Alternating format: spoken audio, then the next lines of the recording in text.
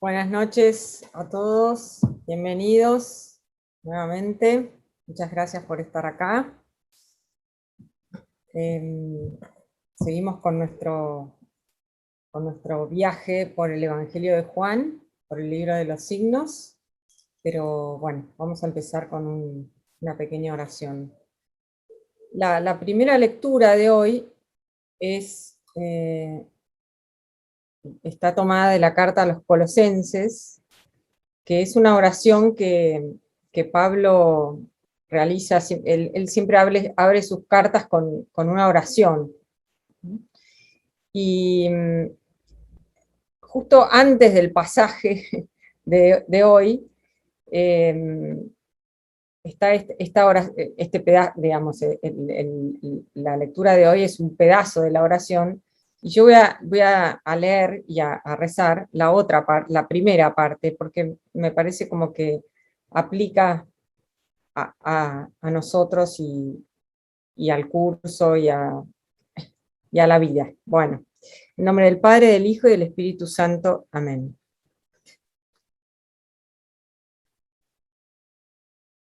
Pablo, apóstol de Cristo Jesús por voluntad de Dios, y Timoteo, el hermano a los santos de Colosas, hermanos fieles en Cristo. Gracia a vosotros y paz de parte de Dios nuestro Padre.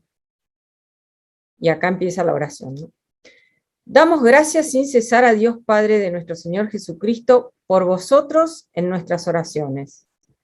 Al tener noticia de vuestra fe en Cristo Jesús y de la caridad que tenéis con todos los santos, a causa de la esperanza que os está reservada en los cielos y acerca de la cual fuisteis ya instruidos por la palabra de verdad, el Evangelio que llegó hasta vosotros, el cual fructifica y crece entre vosotros, lo mismo que en todo el mundo, desde el día en que oísteis y conocisteis la gracia de Dios en la verdad. Bueno, gloria al Padre, gloria al Hijo, gloria al Espíritu Santo, como era en un principio, ahora y siempre, y por los siglos de los siglos. Amén. María, sede de la sabiduría, ruega por nosotros. San Juan Evangelista, ruega por nosotros. En nombre del Padre, del Hijo y del Espíritu Santo. Amén. Quería simplemente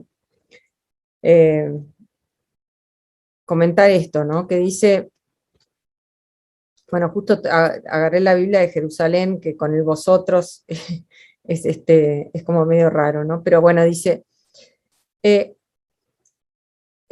Pablo da gracias por tener noticia de la fe de los colosenses y del amor que tienen con todos los santos, a causa de la esperanza que les está reservada en el cielo, y acerca de la cual fuisteis instruidos por la palabra de verdad, el Evangelio que llegó hasta ustedes, el cual fructifica y crece en ustedes lo mismo que en todo el mundo, desde el día en que oísteis y conocisteis la gracia de Dios en la verdad.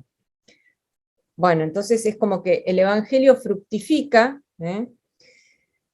y crece entre nosotros desde el momento en que lo escuchamos y lo conocemos, ¿no? Entonces, la invitación es a que todo lo que de bueno haya podido haber en el curso, que fructifique en nosotros, pidámosle al Señor, y también que podamos compartirlos con otros. No importa si somos más o menos instruidos, si sabemos mucho, si sabemos poco, el tema es compartir la palabra. Y que porque la fe, no que es lo que vamos a ver ahora, no depende de nosotros, la fe de los demás, pero sí depende de nosotros poner nuestra fe al servicio de los otros. Y después Dios hará milagros, hará cosas buenas con eso. Pero no sintamos que porque no sabemos todo lo que hay que saber, no podemos compartir la palabra. Bueno, eso era lo que quería decir. Bueno, vamos ahora a volver a nuestro querido Juan.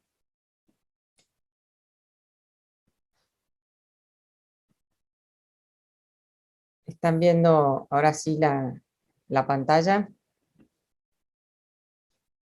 Sí, lo hice.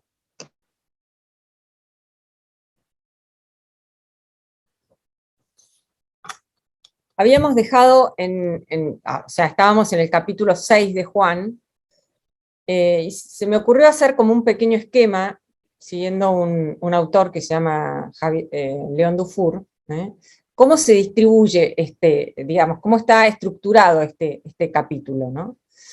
Del versículo del 1 al 15 tenemos el signo de los panes, Jesús que multiplica los panes, este milagro que yo les conté que es el único que aparece en los 4 evangelios. Después Jesús camina sobre el mar y se encuentra con la gente, y después viene el discurso del pan de vida, y finalmente el capítulo cierra con la opción que tienen que tomar los oyentes y sobre todo los discípulos de Jesús en contra o a favor de Jesús. Entonces parecería como que hay muchos temas y es un capítulo particularmente difícil. Juan, ¿se acuerdan que yo les dije el primer día que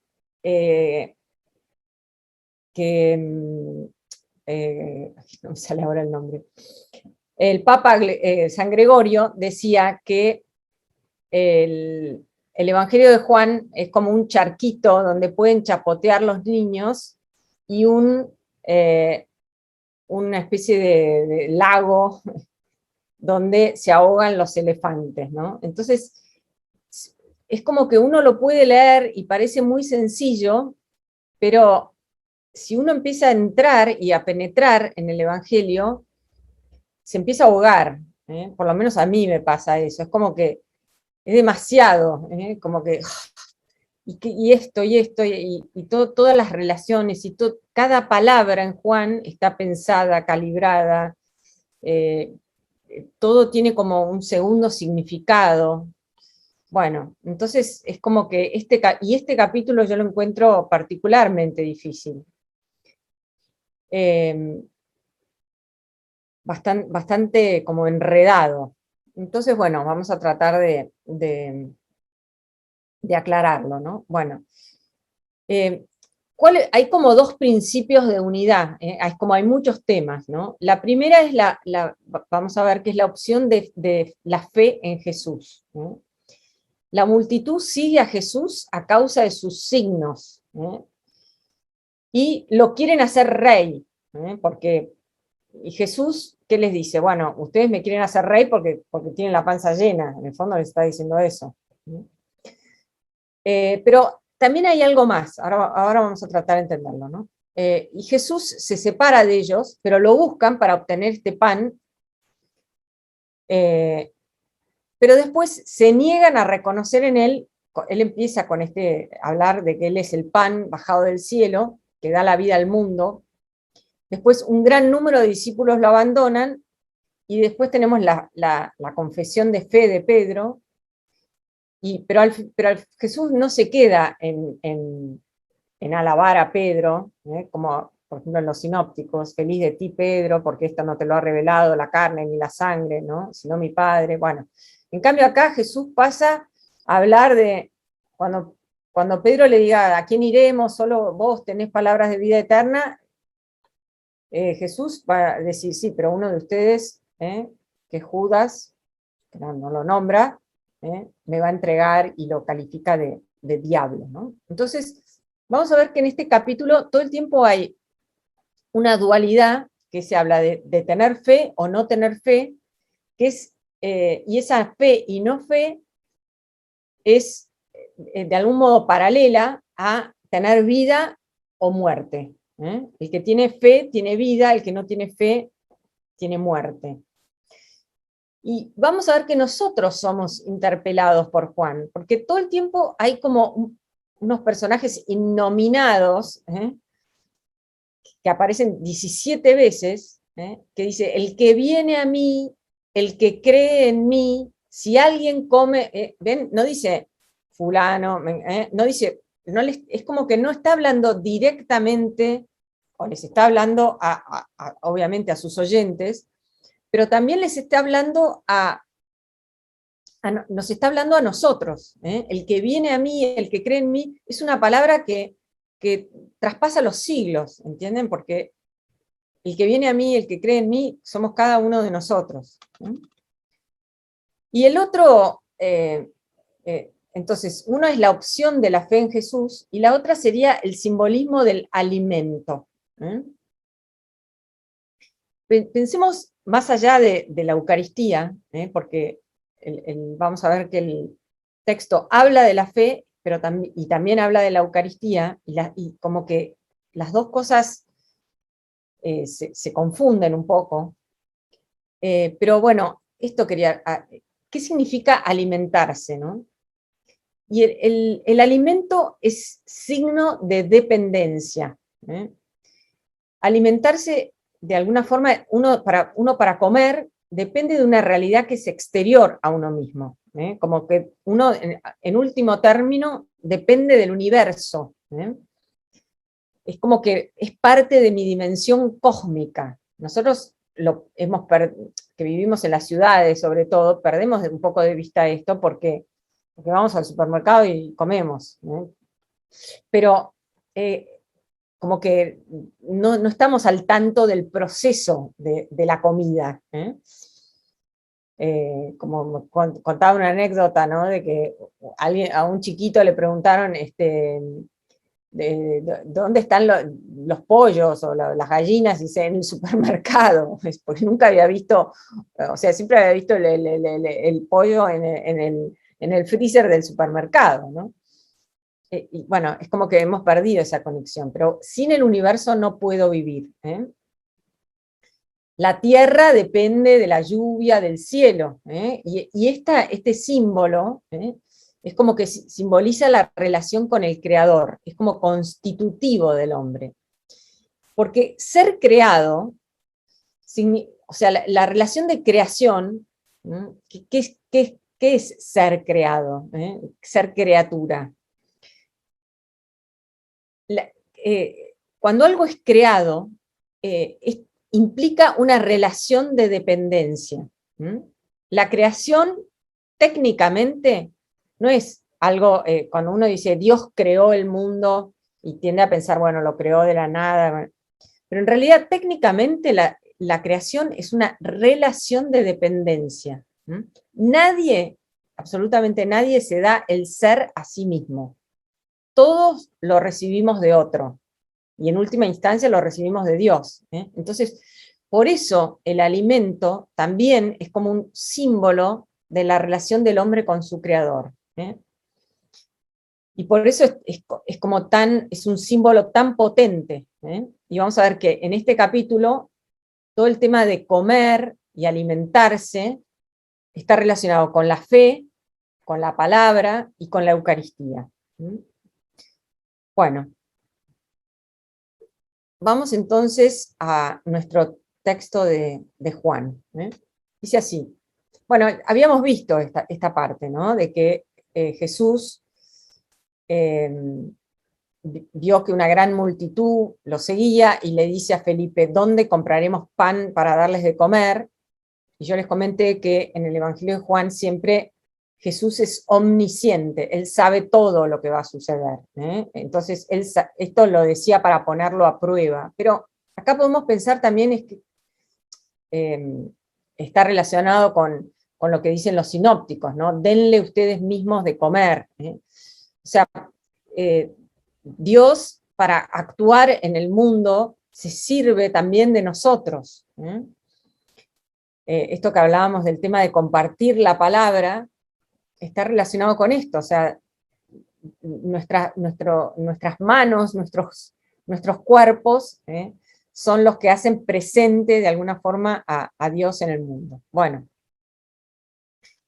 entonces, bueno, esto de los 5 panes de cebada, acá ya tenemos como podemos decir una intuición de que hay algo más que el simple pan, porque estos panes de cebada normalmente se ofrecían, el pan de cebada era parte de una ofrenda litúrgica. Saben que en el templo no solamente se ofrecía, o sea, no se hacían solamente sacrificios de animales, sino que se ofrecía pan y vino, las dos cosas. Y estos panes de cebada generalmente reciben el nombre como de primicias. Bueno, Jesús le respondió, háganlo sentar, había mucho pasto en ese lugar y todos se sentaron. Acá la palabra para sentarse hace recordar también al tema es la misma que se va a usar después para la última cena. Estaban todos como reclinados, esa es la palabra que se usa. Jesús tomó los panes, dio gracias y los distribuyó a los que estaban sentados. Lo mismo hizo con los pescados, dándoles todo lo que quisieron. Acá el pescado es como un añadido, como algo como que da gusto a la vida, no simplemente comer pan, pero no tiene el trasfondo eucarístico que tiene el pan. Cuando todos quedaron satisfechos, Jesús dijo a sus discípulos, recojan los pedazos que sobran para que no se pierda nada. Bueno, los recogieron y llenaron 12 canastas. Este número 12, que representa a Israel y representa como también la plenitud. Israel por el tema de las 12 tribus de Israel, con los pedazos que sobraron de los 5 panes de cebadas. Al ver el signo que Jesús acababa de hacer, la gente decía, este es verdaderamente el profeta que debe venir al mundo. Y creo que, ya les expliqué varias veces, ¿no?, que esto responde a este pasaje del libro del Deuteronomio,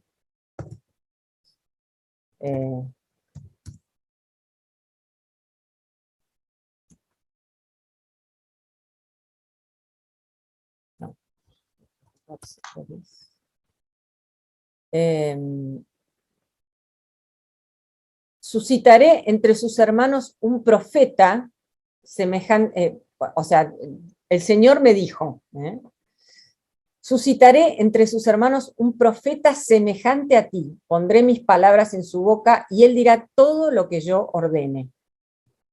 Bueno, entonces este profeta como Moisés era, ya hablamos de esto con el tema de la samaritana, era alguien que también estaban esperando, el profeta como Moisés. Entonces, ¿cuál es el trasfondo qué texto, digamos, del Antiguo Testamento está acá atrás? Está todo el libro del Éxodo, el camino por el desierto, vamos a ver el tema de las murmuraciones, y el hecho de que el primer signo, después de cruzar el Mar Rojo y de salvarlos, digamos, de los egipcios, cuando los israelitas empiezan a decir que se están muriendo de hambre, que para qué los sacaron de Egipto, bueno, entonces ahí Dios les da el maná. Entonces, al ver el signo de esta multiplicación de los panes, dicen, o sea, inmediatamente se acuerdan del Éxodo, y entonces dicen, este es el profeta que tenía que venir al mundo. Y Jesús, sabiendo que querían apoderarse de él para hacerlo rey, se retiró otra vez solo a la montaña. Bueno, entonces acá tenemos este episodio donde Jesús camina sobre las aguas, pero que no es Juan acá no lo llama un signo, esto es como un milagro, digamos así, de Jesús, pero Juan no lo llama signo, signo llama a esto. Y acuérdense siempre, el signo apunta a otra cosa. Acá, fíjense, ¿no? Cuando la multitud se dio cuenta que Jesús y sus discípulos no estaban allí, subieron a las barcas y fueron a Cafarnaún en busca de Jesús. Al encontrarlo en la otra orilla le preguntaron, Maestro, ¿cuándo llegaste? Jesús le respondió, les aseguro que ustedes me buscan, no porque vieron signos, sino porque han comido pan hasta saciarse. O sea, ¿qué les está diciendo Jesús? Ustedes no han interpretado a esto como un signo, es decir, como algo que apunta a otra cosa, sino porque tiene la panza llena. ¿Y quién no quiere que le den de comer y no tener que trabajar para comer? Bueno, entonces acá empieza este discurso de Jesús que tiene como varias partes. En esta primera parte, el tema de comer el alimento está relacionado con la fe, con creer en Jesús y con tener vida. La fe, que es creer, es la que me da vida. Fíjense, trabajen no por el alimento perecedero, sino por el que permanece hasta la vida eterna, el que les dará el Hijo del Hombre, porque es Él a quien Dios el Padre marcó con su sello. Ya hablamos, pero por si no se acuerdan, lo repito, que el título de Hijo del Hombre es el único título que Jesús se da a sí mismo.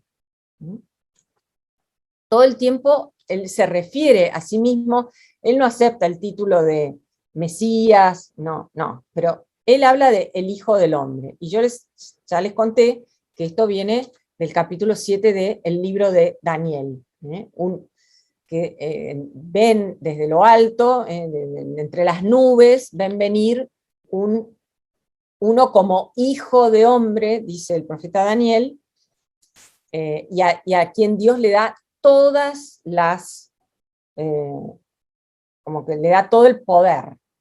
Esto sucede en el capítulo 7 del libro de Daniel. Por eso no hay que interpretar el título de Hijo del Hombre como un título de humildad, en el sentido de que, no, Jesús se hace como Hijo del Hombre, soy un simple hombre, sino que el título Hijo del Hombre tiene un eco muy poderoso para las personas que saben la Escritura.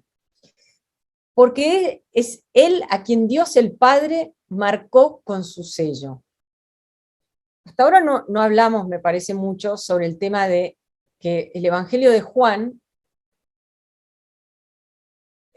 hablé un poco, pero no sé si remarqué tanto esto, pero esto es fundamental, ¿no? Que ¿se acuerdan que el prólogo nos dice que al final, en Juan 1:18, va a decir que el Hijo es el único, el que está en el seno del Padre, ese nos lo ha explicado. ¿Se acuerdan que usa la palabra exegesato?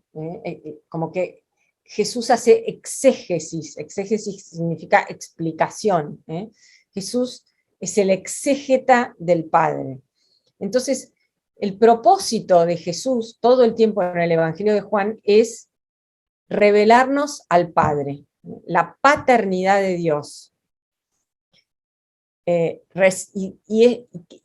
Y al final, esto no lo vamos a ver en el libro de los signos, por eso lo puedo decir ahora, cuando Jesús resucita y se encuentra con María Magdalena, ahí en el jardín, Él le dice, no me toques, o no me detengas, dice, subo a mi Padre y a vuestro Padre, subo a mi Padre y al Padre de ustedes.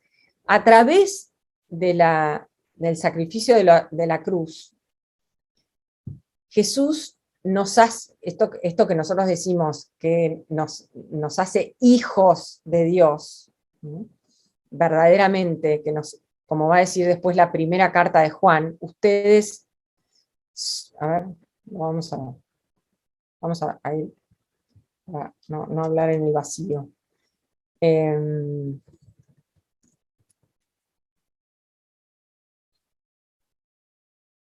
Esta es la escena con María Magdalena. Mujer, ¿por qué lloras? Porque se han llevado a mi Señor y no sé dónde lo han puesto. Al decir esto se dio vuelta y vio a Jesús que estaba allí, pero no lo reconoció. Jesús le preguntó, mujer, ¿por qué lloras? ¿A quién buscas? Ella, pensando que era el cuidador de la huerta, le respondió, Señor, si tú te lo has llevado, decime dónde lo pusiste. Y Jesús le dice, María. Ella lo reconoció y le dice en hebreo, Raboní, es decir, maestro. Jesús le dijo, no me retengas, porque todavía no he subido al Padre. Ve a decir a mis hermanos, subo a mi Padre y el Padre de ustedes, a mi Dios, el Dios de ustedes. El Padre de ustedes, mi Dios, el Dios de ustedes. Y después, en la primera carta de Juan,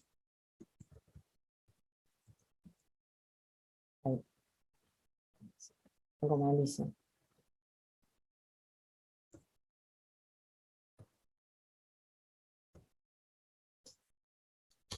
miren cómo nos amó el Padre. Quiso que nos llamáramos hijos de Dios y nosotros lo somos realmente.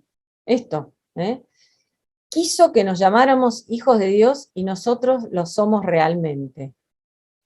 Bueno, esto es lo que, entonces, Jesús nos revela al Padre, pero no simplemente para explicarnos, o sea, obviamente para explicarnos qué significa la paternidad de Dios, pero a su vez porque el propósito, digamos, de su accionar en la tierra es hacernos verdaderamente hijos de Dios.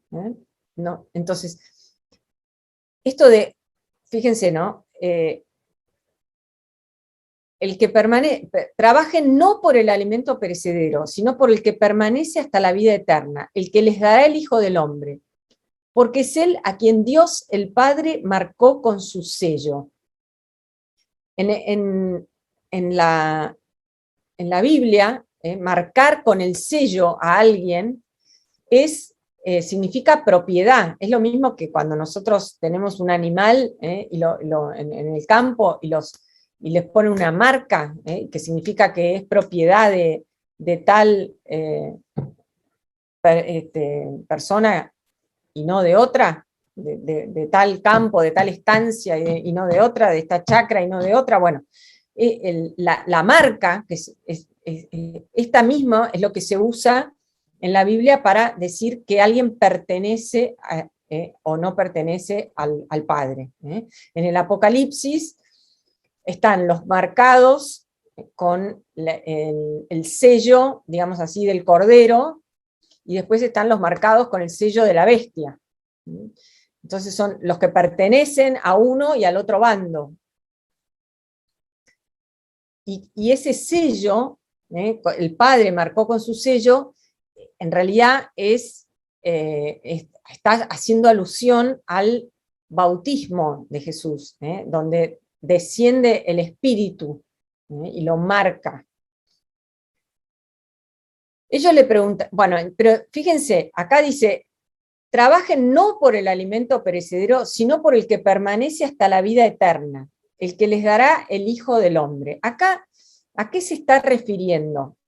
Porque los judíos, vamos a ver que todo esto está relacionado con este pan que baja del cielo.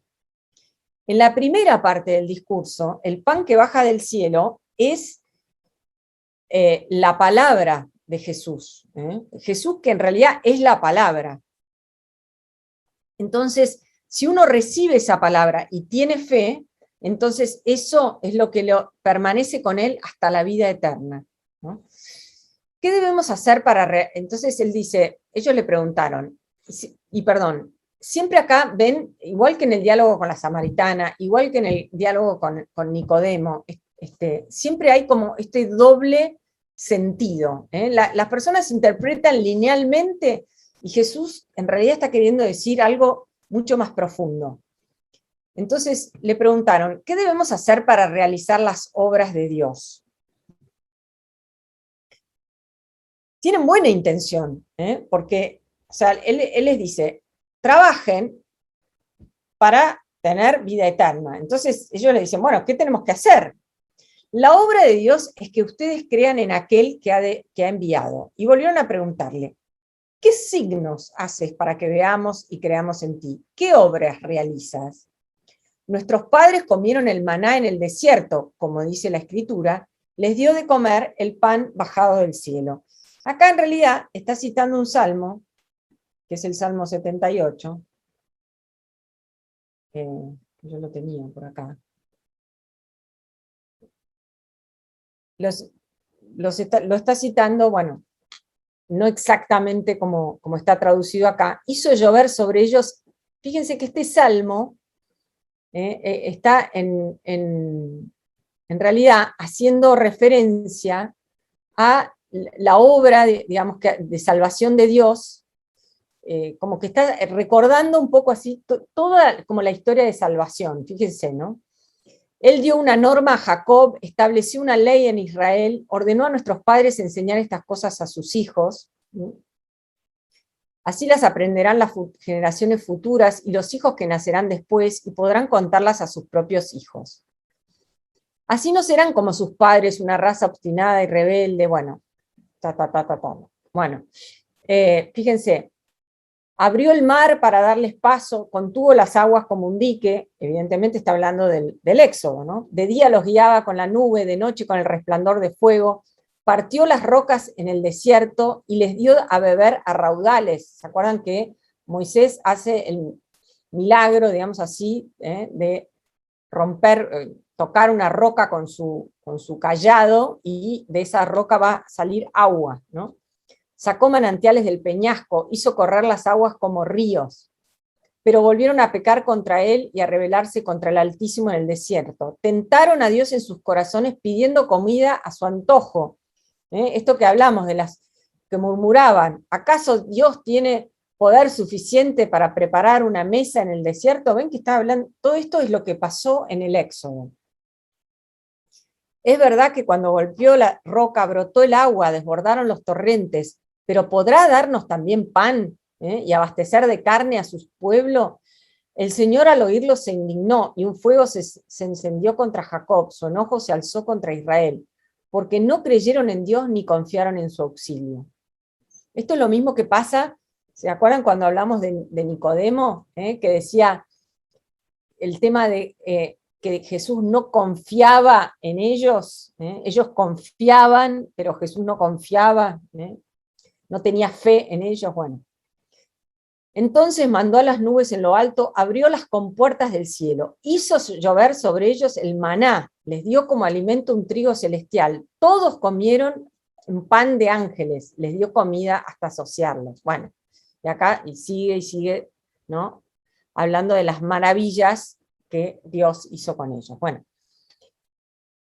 entonces dice, Jesús le respondió, les aseguro que no es Moisés el que les dio el pan del cielo. Mi Padre les da el verdadero pan del cielo, porque el pan de Dios es el que desciende del cielo y da vida al mundo. Ellos le dijeron, Señor, danos siempre de este pan. Jesús le respondió, yo soy el pan de vida, el que viene a mí jamás tendrá hambre, el que cree en mí jamás tendrá sed. Ven que hasta este momento no está hablando de comer, a pesar de que dice, les dio de comer el pan bajado del cielo, pero fíjense que el verbo que está usando acá, que se aplica a ese mismo, es, yo soy el pan de vida, el que viene a mí jamás tendrá hambre, el que cree en mí jamás tendrá sed, pero ustedes han visto y sin embargo no creen. Todo lo que me da el Padre viene a mí, y el que venga a mí yo no lo rechazaré, porque he bajado del cielo, no para hacer mi voluntad, sino la del que me envió. Todo el tiempo en el Evangelio de Juan, Jesús explica que él ha venido a hacer la voluntad del Padre, no su voluntad, sino la voluntad del Padre. Él no hace nada por sí solo, sino que es lo que él ha visto hacer al Padre. Esto también lo hablamos, ¿se acuerdan cuando esto de que la controversia del sábado, donde se acuerdan que los escribas, los fariseos decían, ¿por qué cura en sábado? ¿Por qué resucita en sábado? ¿Por qué hace todas estas cosas en sábado? Y Jesús dice, esto es lo que yo he visto hacer al Padre, porque el Padre, evidentemente, y esto lo tenían claro los rabinos, la gente nace y se muere el sábado. El sábado no respeta la muerte ni el nacimiento, digamos así. Entonces decían, bueno, Dios sigue actuando el sábado porque la gente nace y muere. Entonces Jesús dice, bueno, lo mismo hago yo, doy vida a los que no tienen vida, curo, sano, bueno. Y después esto, Jesús tomó la palabra, perdón, todo lo que me da el Padre viene a mí, y al que venga a mí, yo no lo rechazaré. Porque he bajado del cielo, no para hacer mi voluntad, sino la del que me envió. La voluntad del que me ha enviado es que yo no pierda nada de lo que él me dio, sino que lo resucite en el último día. Esta es la voluntad de mi Padre, que el que ve al Hijo y cree en él tenga vida eterna, y que yo lo resucite en el último día. Los judíos murmuraban de él porque había dicho, yo soy el pan bajado del cielo, y decían, ¿acaso este no es Jesús, el hijo de José? Nosotros conocemos a su padre y a su madre. ¿Cómo puede decir ahora yo he bajado del cielo? Jesús tomó, perdón,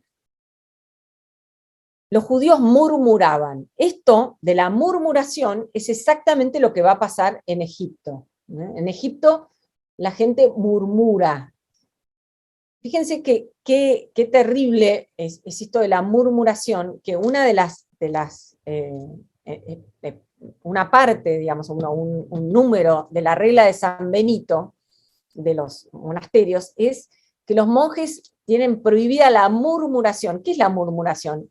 Es nunca ir de frente, nunca ir a decirle, padre abad, mire, a mí me molesta esto, tal persona, o yo creo que, no, sino que uno empieza, le cuenta al otro, y eso es la murmuración. Bueno, y eso es lo que hacen los egipcios, perdón, los israelitas en el Éxodo, murmuran. Entonces, Jesús, ven que hace como un paralelismo entre el Éxodo y lo que está pasando ahora. No murmuren entre ustedes. Nadie puede venir a mí si no lo atrae el Padre que me envió, y yo lo resucitaré en el último día. Esta frase, nadie puede venir a mí si el Padre no lo atrae, dio lugar a toda una doctrina, sobre todo en San Agustín, que se llama la attractio patris, el Padre que me atrae. ¿Cómo me atrae el Padre? Me atrae sobre todo por amor. Es como que la atracción viene sobre todo por el lado del amor. Entonces, como dice el profeta Oseas, con lazos de amor lo atraje, hablando justamente del pueblo que estaba en Egipto. Bueno, el Padre atrae con amor. Y entonces se lo entrega de el que viene a Jesús es porque el Padre lo atrajo. Y yo lo resucitaré en el último día. Por eso yo les decía esto de compartir también la palabra, y les decía que estaba relacionado con esto, porque nosotros ponemos la palabra a disposición de otros, pero es el Padre el que obra, no nosotros. Está escrito en el libro de los profetas, todos serán instruidos por Dios, todo el que oyó al Padre y recibe su enseñanza viene a mí. Nadie ha visto nunca al Padre, sino el que viene de Dios. Solo Él ha visto al Padre. Este es un tema también muy juánico. También ¿se acuerdan que lo vimos en el prólogo?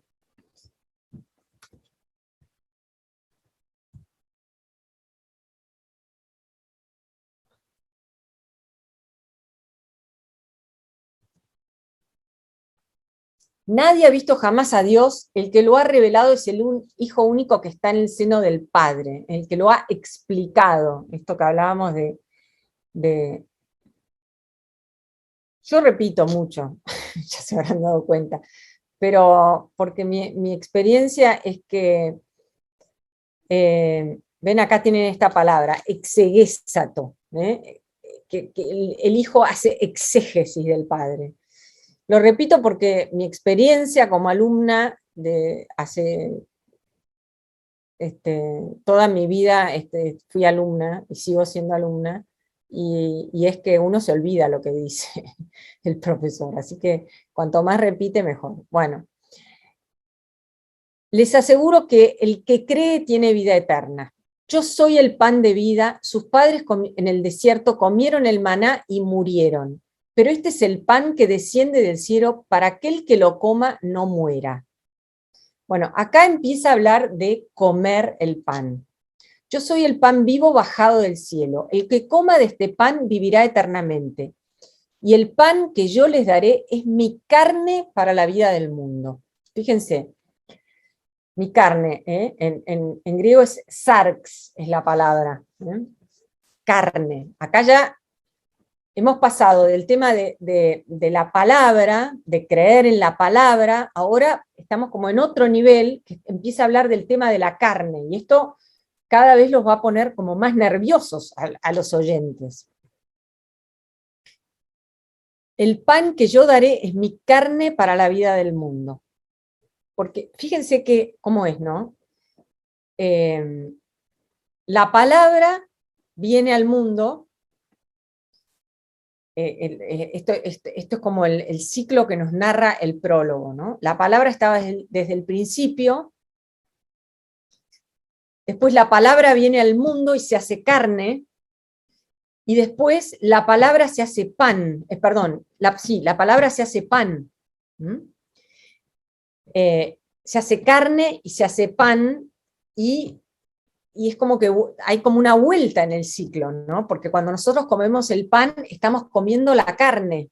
¿Ven cómo está todo como que tiene todo esta gran cantidad de símbolos adentro de lo que está diciendo? Es como que recurre todo el tiempo, los temas del prólogo los vuelve a repetir y los elabora. Bueno. Los judíos discutían entre sí, diciendo, ¿cómo este hombre puede darnos a comer su carne? Acá ya empieza cada vez más. Y usa, para comer, acá usa la palabra esta, páguete, que es comer. Ahora vamos a ver que va como redoblar la apuesta. Jesús le respondió, les aseguro que si no comen la carne del Hijo del Hombre y no beben su sangre, no tendrán vida en ustedes. El que come mi carne y bebe mi sangre tiene vida eterna, y yo lo resucitaré en el último día. Porque mi carne es la verdadera comida, y mi sangre la verdadera bebida. El que come mi carne y bebe mi sangre permanece en mí y yo en él. Entonces, fíjense cómo hemos pasado de yo soy el pan vivo bajado del cielo, ¿no? Sigue siendo el pan vivo, y en la primera parte del discurso, la referencia es al tema de creer en la palabra, de creer en Jesús, de que todo lo que Jesús nos da lo recibió previamente del Padre, que todo el que viene a Jesús es porque el Padre lo atrae. Y acá pasamos como a otro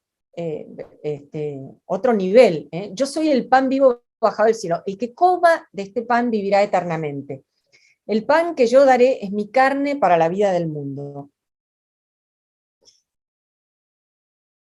Les aseguro que si no comen la carne del Hijo del Hombre y no beben su sangre, no tendrán vida en ustedes. El que come mi carne y bebe mi sangre tiene vida eterna, y yo lo resucitaré en el último día, porque mi carne es la verdadera comida y mi sangre la verdadera bebida.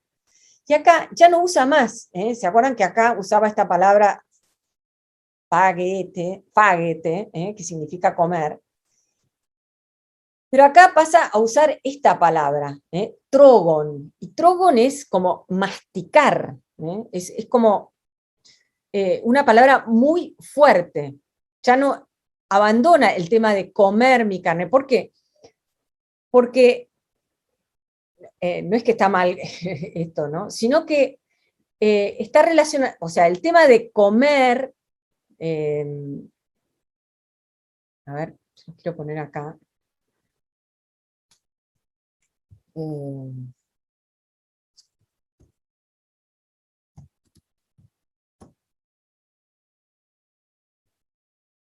Perdón.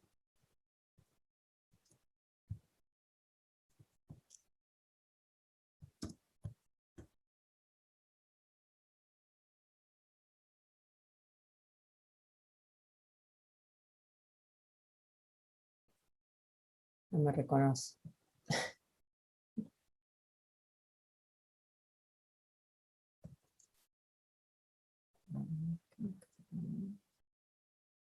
No me sale cómo se escribe en inglés.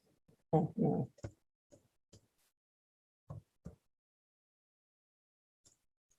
Ahí está.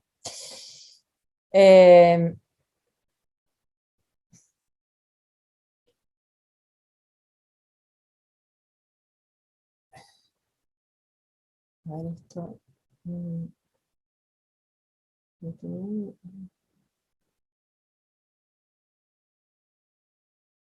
No tendrán hambre ni sufrirán sed. Esto de tener hambre y tener sed está relacionado, o sea, cuando vengan los tiempos mesiánicos, la gente no va a tener más hambre ni va a tener más sed. ¿Se acuerdan que el año pasado cuando hablamos de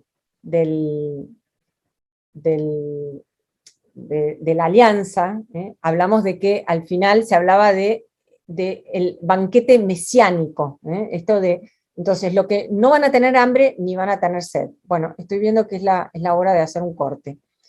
Vamos a hacer un corte y seguimos. El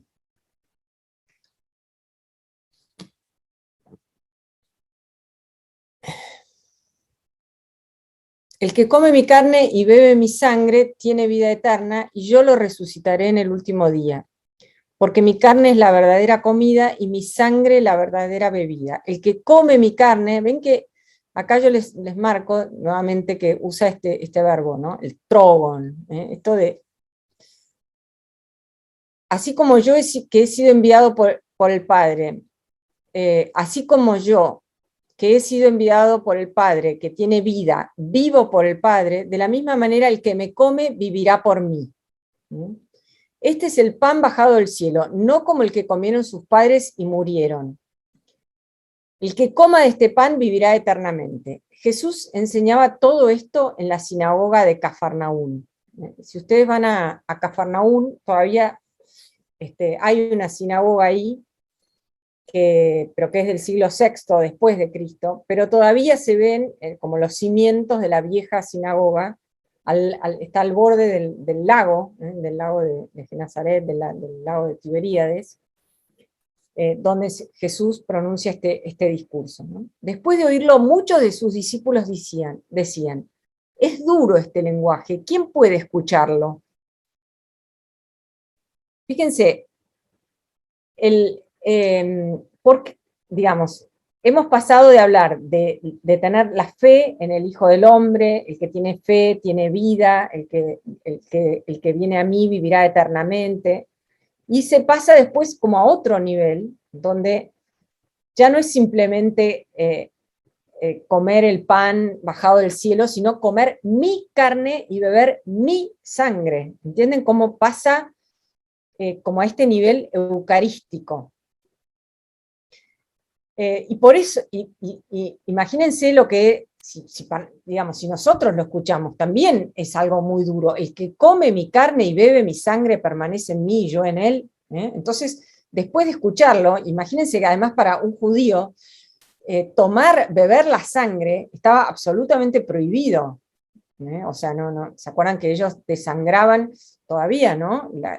Se desangra el animal porque la sangre es vida y la vida pertenece a Dios. Entonces, que alguien diga, el que come mi carne y bebe mi sangre, y todos decían, ¿y cómo alguien nos va a dar de comer su carne? Este es el pan, perdón, entonces, después de oírlo, muchos de sus discípulos dicen, es duro este lenguaje, ¿quién puede escucharlo? Fíjense cómo es Jesús, ¿no? Y esto obviamente es Jesús, ¿no? Pero él nunca da un paso atrás, sino que se dice, esto no lo pueden soportar, esto les escandaliza. ¿Qué pasará entonces cuando vean al Hijo del Hombre subir a donde estaba antes? El espíritu es el que da la vida, la carne de nada sirve, las palabras que les dije son espíritu y vida. Pero hay entre ustedes algunos que no creen. En efecto, entonces acá vuelve de alguna forma también a incluir el tema de creer, o sea, pero ¿qué pasará cuando vean al Hijo del Hombre subir a donde estaba antes? O sea, ¿de qué está hablando? De la ascensión, o sea, pero para eso tiene que morir resucitar y luego subir. En efecto, Jesús sabía desde el primer momento quiénes eran los que no creían y quién era el que lo iba a entregar. Y agregó, por eso les he dicho que nadie puede venir a mí si el Padre no se lo concede. Desde ese momento, muchos de sus discípulos se alejaron de él y dejaron de acompañarlo. Jesús preguntó entonces a los 12, ¿también ustedes quieren irse? Simón Pedro le respondió, Señor, ¿a quién iremos? Tú tienes palabras de vida eterna. Ven como Jesús se le van los discípulos y no dice, no, entonces voy a cambiar mi lenguaje para contentar a todos. No, ¿ustedes también se quieren ir? Diciendo, váyanse, son libres. Señor, solo tú tienes palabras de vida eterna. Nosotros hemos creído y sabemos que eres el Santo de Dios. Jesús continuó, ¿no soy yo acaso el que los eligió a ustedes, los 12? Esta es la primera vez en el Evangelio de Juan que aparece la palabra los 12. Sin embargo, uno de ustedes es un demonio. Jesús hablaba de Judas, hijo de Simón Iscariote, que era uno de los 12 el que lo iba a entregar. Bueno, entonces dejamos atrás el discurso del pan de vida y entramos en una nueva fiesta litúrgica. Este discurso se pronuncia, el anterior, bajo la sombra, digamos así, se acercaba la Pascua de los judíos. Entonces, la Pascua, el Éxodo, todo eso está relacionado. ¿Ven? El pan, el maná, todo esto que hablamos.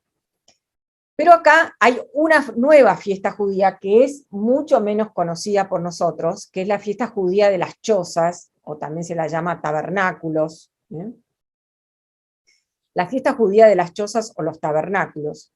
Y sus hermanos le dijeron, no te quedes aquí, ve a Judea para que también tus discípulos de allí vean las obras que hacen. Todos querían, los parientes querían, andar y manifestate al mundo. Cuando uno quiere hacerse conocer, no actúa en secreto, ya que tú haces estas cosas, manifiéstate al mundo. Efectivamente, ni sus propios hermanos creían en él, dice el Evangelio. Jesús les dijo, mi hora no ha llegado, mi tiempo no ha llegado todavía, mientras que para ustedes cualquier tiempo es bueno. Entonces, dice, yo no voy a ir a la fiesta. Yo acá voy a empezar a ir un poquito más rápido porque si no, no vamos a terminar nunca, o por lo menos no nos vamos a acercar hacia el final. Entonces dice, no voy a ir a la fiesta, pero, sin embargo, cuando sus hermanos subieron para la fiesta, creo que les dije varias veces en el pasado, pero lo vuelvo a decir, esta era una de las fiestas de peregrinación. Así como estaba la fiesta de Pascua y la fiesta de Pentecostés, llamada también Semanas, está la fiesta de Tabernáculos, era una de las 3 fiestas de peregrinación. Entonces, todos los judíos subían a Jerusalén a la fiesta. Esta es una fiesta donde lo que digamos, siempre en todas las fiestas judías hay una parte como diríamos, relacionada con la naturaleza, y otra parte con algún aspecto de la historia de salvación. Respecto de la naturaleza, esta era es una fiesta que se celebra en el otoño, y era la recolección de los frutos. Respecto del aspecto de historia de salvación, era una fiesta que conmemoraba el templo. Acuérdense, el templo como lugar de encuentro entre Dios y el hombre, es el símbolo de que Dios habita en ese pueblo, y de un modo especial en el templo, en el Santo de los Santos, bueno, todas cosas que hemos comentado en el pasado. Bueno, entonces los judíos lo buscaban y decían, ¿dónde está ese? Jesús era el comentario de la multitud. Unos opinaban, es un hombre de bien, otros en cambio decían, no, engaña al pueblo. Sin embargo, nadie hablaba de él abiertamente por temor a los judíos. ¿A qué judíos? Bueno, nuevamente, a los que rodeaban el templo, la élite. Promediaba ya la celebración de la fiesta cuando Jesús subió al templo y comenzó a enseñar. Los judíos admirados decían: ¿cómo conoce las Escrituras sin haber estudiado? Porque todo el que enseñaba la Escritura, primero tenía que haber estado bajo un maestro, y muchos, y no un año, dos o tres, sino muchísimos años. Recién después de los 33 años, a alguien se le permitía hablar. Antes de eso no podía decir nada, tenía que hacer y estar al servicio de su maestro. Y a Jesús no se le conocía ningún maestro. Jesús le respondió: mi enseñanza no es mía, sino de aquel que me envió. El que quiera hacer la voluntad de Dios conocerá si esta enseñanza es de Dios o si yo hablo por mi cuenta. El que habla por su cuenta busca su propia gloria, pero el que busca la gloria de aquel que lo envió, ese dice la verdad y no hay nada falso en él. ¿Acaso Moisés no les dio la ley? Pero ninguno de ustedes la cumple. ¿Por qué quieren matarme? La multitud respondió: estás poseído por el demonio, ¿quién quiere matarte? Jesús continuó: ¿por una sola obra que realicé ustedes están maravillados? Moisés les dio la circuncisión, aunque ella no viene de Moisés, sino de los patriarcas. Y ustedes la practican también en sábado. Si se circuncida a un hombre en sábado para no quebrantar la ley de Moisés, ¿cómo ustedes se enojan conmigo porque he curado completamente a un hombre en sábado? No juzguen según las apariencias, sino conforme a la justicia. Algunos de Jerusalén decían: ¿no es este aquel a quien querían matar? Y miren cómo habla abiertamente y nadie le dice nada. ¿Habrán reconocido las autoridades que es verdaderamente el Mesías? Pero nosotros sabemos de dónde es este. En cambio, cuando venga el Mesías, nadie sabrá de dónde es. Entonces, acá nuevamente, Juan nos cuenta estos diálogos que son geniales, ¿no? Entre los que están, toda esta especie de correveidile que se daba entre la gente que lo escuchaba a Jesús, algunos judíos, estos de la élite, los discípulos, bueno, todos estos diálogos, ¿no? O sea, el tema es: ¿quién es este? ¿De dónde viene? Entonces Jesús, que enseñaba en el templo, exclamó: ¿así que ustedes me conocen y saben de dónde soy? Sin embargo, yo no vine por mi propia cuenta, pero el que me envió dice la verdad y ustedes no lo conocen. Yo sí lo conozco porque vengo de él y es él el que me envió. Entonces quisieron detenerlo, pero nadie puso las manos sobre él porque todavía no había llegado su hora. Acá, como entramos de vuelta en el tema de si llega la hora o no llega la hora. Muchos de la multitud creyeron en él y decían: cuando venga el Mesías, ¿podrá hacer más signos de los que hace este hombre? Bueno, y así, pero quiero llegar a esto. El último día, el más solemne de la fiesta, Jesús, poniéndose de pie, exclamó: el que tenga sed, venga a mí y beba. El que cree en mí, como dice la Escritura, de su seno brotarán manantiales de agua viva. Él se refería al Espíritu que debían recibir los que creyeran en él, porque el Espíritu no había sido dado todavía, ya que Jesús aún no había sido glorificado. Bueno, esto que dice Jesús poniéndose de pie, exclamó, en realidad está diciendo Jesús poniéndose de pie, gritó, porque Jesús grita acá: el que tenga sed, venga a mí y beba, el que cree en mí. Bueno, esta fiesta, la fiesta de tabernáculos, la fiesta duraba 8 días, tenía 2 rituales que eran muy, muy impactantes, ¿no? El primero es el rito del agua. Todos los días los sacerdotes salían por una puerta, salían del templo, iban al torrente Cedrón y traían del torrente Cedrón agua, como en tinajas, y las derramaban sobre las escalinatas del templo. ¿Por qué hacían esto? Porque ¿se acuerdan? ¿Se acuerdan? No. El templo, que había sido, primero tenemos el tabernáculo del desierto, después cuando Israel se asienta en la tierra prometida, bajo David, o sea, David empieza con la idea, pero la va a concretar Salomón, construye el primer templo, que era como seguía el modelo del tabernáculo, y después cuando los babilónicos conquistan Jerusalén y destruyen el templo, cuando vuelven del exilio, lo reconstruyen al templo. Pero cuando están en el exilio, el profeta Ezequiel tiene una visión que es, a ver, voy a tratar de buscar acá.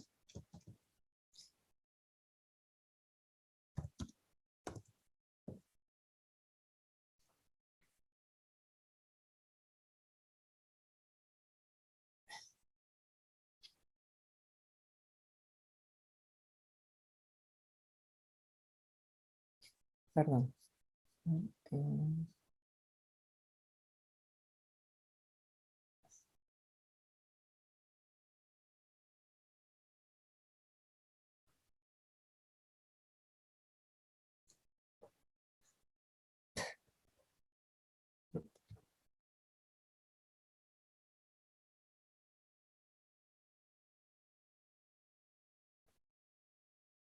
Discúlpenme. Esta es la medición del templo, pero por exactamente dónde está esto. Bueno, se las debo, porque si no voy a estar todo el tiempo buscándolo. Bueno, es alrededor del capítulo 40 de Ezequiel. Pensé que era el 44, pero no me sale. Bueno, Ezequiel tiene una visión de que sale agua de adentro del templo, sale agua del costado del templo. Y esta agua como que va inundando cada vez más, y al principio le llega hasta las rodillas, y después, bueno, como que lo va, y va como, esta agua que sale del templo termina purificando absolutamente todo. Entonces, los judíos, digamos así, los maestros de la ley, van a interpretar esto como el templo mesiánico, el templo como cuando llegue el Mesías. Entonces, en este rito lo que hacían era como anticipar el tiempo mesiánico. Entonces, fíjense lo que hace Jesús. ¿Qué es lo que él está diciendo? El que cree en mí, como dice la Escritura, de su seno, de mi costado, van a brotar manantiales de agua viva. Él se refería al Espíritu que debían recibir los que creyeran en él, porque el Espíritu no había sido dado todavía. Aquí está haciendo referencia a Juan. ¿Cuándo se va a concretar esto? Esto se va a concretar, perdón, acá. Esto de uno de los soldados le atravesó el costado con la lanza y enseguida brotó sangre y agua.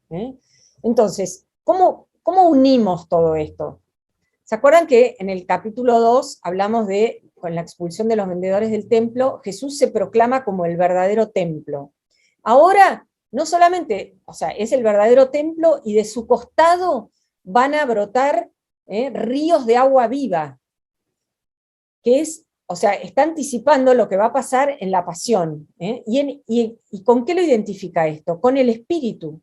Esto que hablamos de que en la pasión Jesús nos termina por donar, cuando dice, inclinando la cabeza, entregó el Espíritu. Y la forma visible que tenemos de esta entrega del Espíritu es precisamente que de su costado brota sangre y agua. Que después los padres van a decir, estos son es el signo de la iglesia, este es el nacimiento de la iglesia que está reflejada en el agua del bautismo y la sangre de la Eucaristía. Bueno, volvamos a nuestro texto. Como dice la Escritura, de su seno brotarán manantiales de agua viva. ¿Ven? Él actúa en sí mismo este rito. Él se refería al espíritu que debían recibir los que creyeran en él. Entonces algunos de la multitud que lo habían oído dicen, este es verdaderamente el profeta. Otros decían, este es verdaderamente el Mesías. Pero otros preguntaban, ¿acaso el Mesías vendrá de Galilea? ¿No dice la Escritura que el Mesías vendrá del linaje de David y de Belén, el pueblo de donde era David? ¿De dónde era Jesús? Esto es lo que se están preguntando. Bueno, nosotros sabemos, no por el Evangelio de Juan, sino por los sinópticos, por Lucas y Mateo, que Jesús es de Belén, el pueblo de David, la ciudad de David. Pero bueno, la gente cree que viene de Galilea porque Jesús había sido criado en Nazaret, ¿no? Bueno, ahora vamos a pasar violentamente, nos vamos a saltear lo de la mujer adúltera y vamos a ir al capítulo 9 de Juan, ¿no? Seguimos en la fiesta de los tabernáculos. Porque el otro gran signo de esta fiesta era la luz.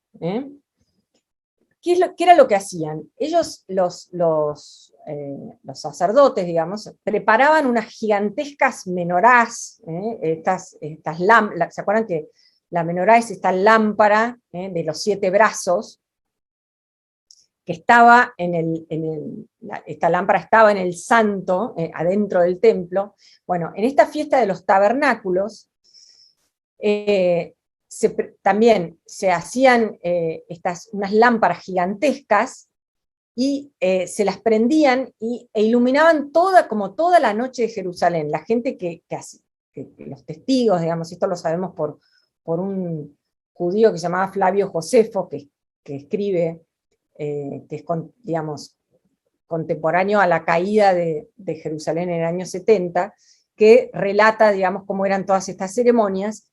Bueno, se prendían estas gigantescas menoras y iluminaban todo el cielo de Jerusalén, toda la noche. Imagínense una ciudad donde no existe la luz eléctrica y donde tiene este templo gigante y además estaba todo recubierto de oro, entonces todo brillaba, ¿no? Entonces este es el segundo tema el tema de la luz. Así como estaba el tema del agua, estaba el tema de la luz.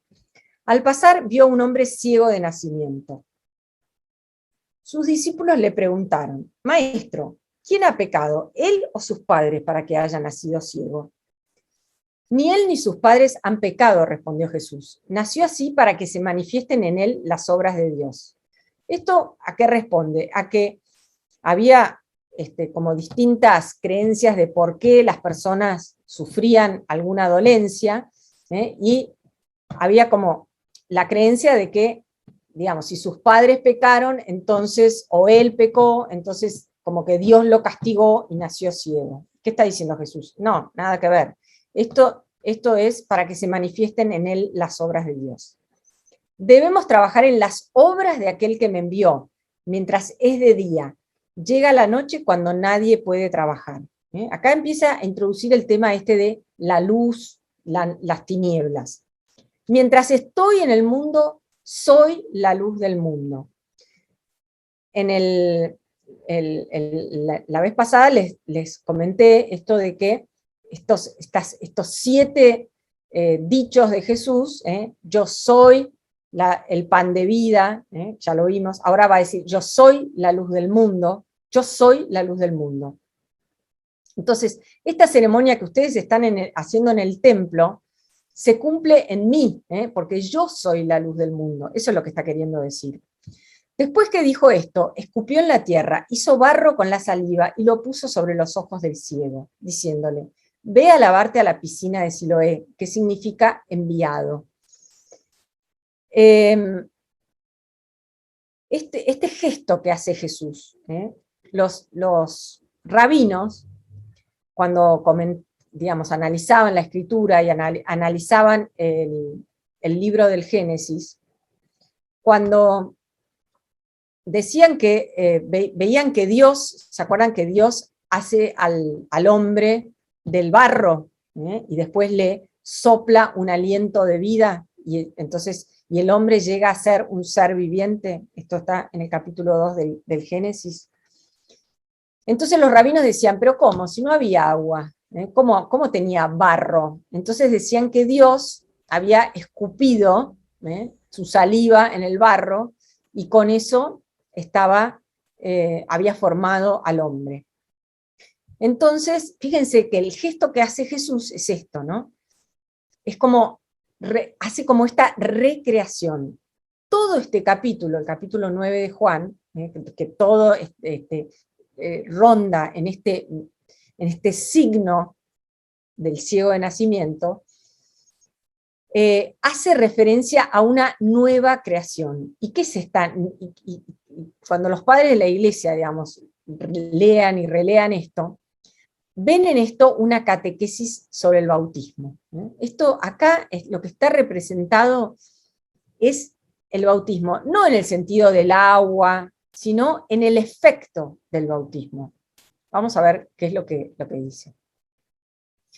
Entonces, fíjense, Jesús es como Dios, escupe en la tierra y recrea los ojos del ciego. Hizo barro con su saliva y lo puso sobre los ojos del ciego. Entonces, como que les hace una nueva creación, diciéndole, ve a lavarte a la piscina de Siloé. El ciego fue, se lavó y al regresar ya veía. Los vecinos y los que antes lo habían visto mendigar se preguntaban, ¿no es este el que se sentaba a pedir limosna? Bueno, yo lo interrumpo porque digo, es Juan el genio. Todo este capítulo es una genialidad. Es tan real. Los vecinos y los que lo habían visto mendigar se preguntaban, ¿no es este que se sentaba a pedir limosna? Y unos opinaban, es el mismo. No, respondían, es uno que se le parece. Él decía, soy realmente yo. Fíjense que esto es lo que pasa con el bautismo.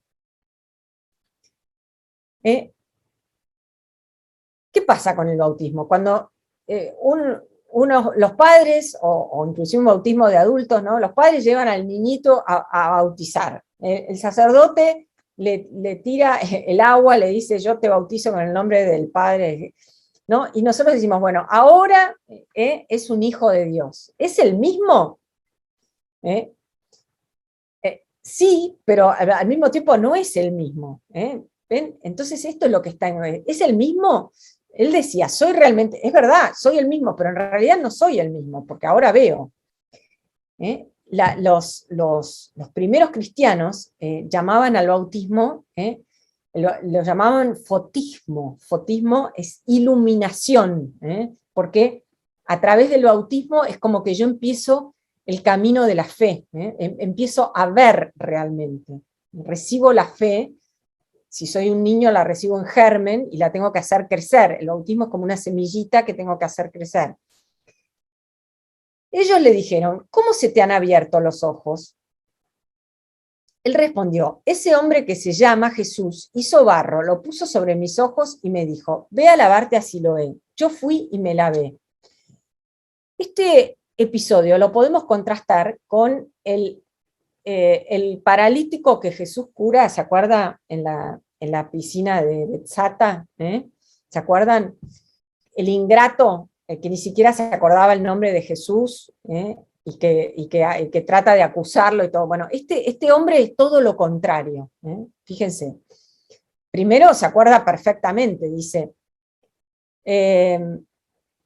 ese hombre que se llama Jesús hizo barro y lo puso sobre mis ojos, y me dijo, ve a lavarte Siloé. Yo fui, me lavé y vi. Ellos le preguntaron, ¿dónde está? Él respondió, no lo sé. El que había sido ciego fue llevado ante los fariseos. Era sábado cuando Jesús hizo barro y le abrió los ojos. Acá, nosotros cuando leemos esto decimos, Jesús, de vuelta, en sábado, los sábados lo único que te traen son unos problemas terribles. ¿Por qué no lo curaste en martes, en miércoles, en viernes, en cualquier otro día, no? No, sábado, sábado, sábado. Bueno, era sábado cuando Jesús hizo barro y le abrió los ojos. Los fariseos a su vez le preguntaron, ¿cómo había llegado a ver? Él les respondió, me puso barro sobre los ojos, me lavé y veo. Algunos fariseos decían, ese hombre no viene de Dios porque no observa el sábado. Otros replicaban, ¿cómo un pecador puede hacer semejantes signos? Y se produjo una división entre ellos. Entonces dijeron nuevamente al ciego, ¿y tú, qué dices del que te abrió los ojos? El hombre respondió, es un profeta. Fíjense, acá vamos a tener como la evolución de el ciego? ¿Cómo el ciego va penetrando, que esto es lo que hace, digamos, el bautismo, la fe, en la persona de Jesús? Al principio lo va a llamar hombre, y después, ¿qué va a decir? Dice, es un profeta. Sin embargo, los judíos no querían creer que ese hombre había sido ciego y que había llegado a ver, hasta que llamaron a sus padres y le preguntaron, ¿es este el hijo de ustedes el que dicen que nació ciego? ¿Cómo es que ahora ve? Sus padres respondieron, sabemos que es nuestro hijo y que nació ciego, pero cómo es que ahora ve y quién le abrió los ojos no lo sabemos. Pregúntenle a él, tiene edad para responder por su cuenta. Los padres no querían lío.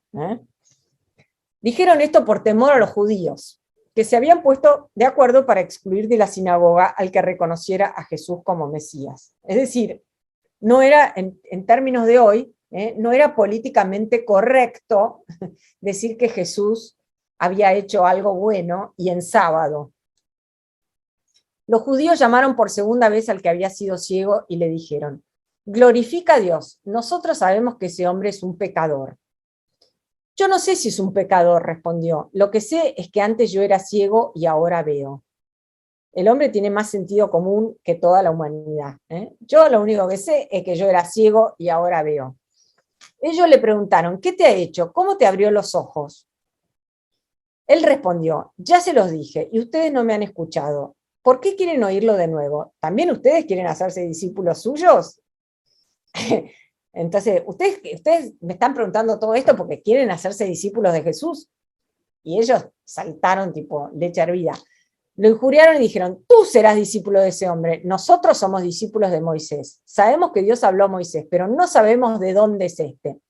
El hombre respondió, esto es lo asombroso, que ustedes no sepan de dónde es, a pesar de que me ha abierto los ojos. Sabemos que Dios no escucha a los pecadores, pero sí al que lo honra y cumple su voluntad. Nunca se oyó decir que alguien haya abierto los ojos a un ciego de nacimiento. Si este hombre no viniera de Dios, no podría hacer nada. Ellos le respondieron, tú naciste lleno de pecado y quieres venir a darnos lecciones, y lo echaron. Jesús se enteró de que lo había echado y al encontrarlo le preguntó, ¿crees en el Hijo del Hombre? Él respondió, ¿quién es Señor para que crea en él? Jesús le dijo, tú lo has visto, es el que te está hablando. Entonces él exclamó, creo, Señor, y se postró ante él. O sea, lo adoró. O sea, pasó de decir, Jesús es un hombre, Jesús es un profeta, creo que es el Hijo de Dios. ¿Ven cómo es la evolución? Y exactamente al revés es la evolución de los judíos. Ellos terminan diciéndole, después Jesús agregó, he venido a este mundo para un juicio, para que vean los que no ven y queden ciegos los que ven. Los fariseos que estaban con él oyeron esto y le dijeron, ¿acaso también nosotros somos ciegos? Jesús respondió, si ustedes fueran ciegos no tendrían pecado, pero como dicen, vemos, su pecado permanece. Ya sé que es la hora, pero no me quiero ir sin decir esto, ¿no? Fíjense, o sea, el que estaba ciego, a través de este signo, recobra la vista y Jesús, que es la luz del mundo, que como dice el prólogo, ilumina a todo hombre, lo hace como de a poco, porque es como una cierta pedagogía, un hombre, un profeta, el Hijo de Dios, y lo adora. Los fariseos que se creían, digamos los judíos, como dice este evangelio, que se creían 1000, que solamente que están tratando de ver en qué pueden enganchar a este hombre y cómo pueden acusar a Jesús que cura en sábado, terminan ciegos. Ellos que tienen como la luz de la palabra, terminan ciegos. El ciego de nacimiento termina iluminado. Y se cumple, digamos así, las palabras del prólogo. A los que creyeron en él, les dio el poder de hacerse hijos de Dios. ¿Cómo? No a través de la sangre, sino por voluntad de Dios, no por voluntad del hombre, sino por voluntad de Dios. Bueno, que esto es el bautismo. Bueno, la próxima vez vamos a ver un poquito más del discurso del buen pastor, de la fiesta de la dedicación, que es Hanukkah, y bueno, y nos vamos a despedir del libro de los signos y de este curso. Así que bueno, muchísimas gracias a todos, que Dios los bendiga y que tengan una buena semana.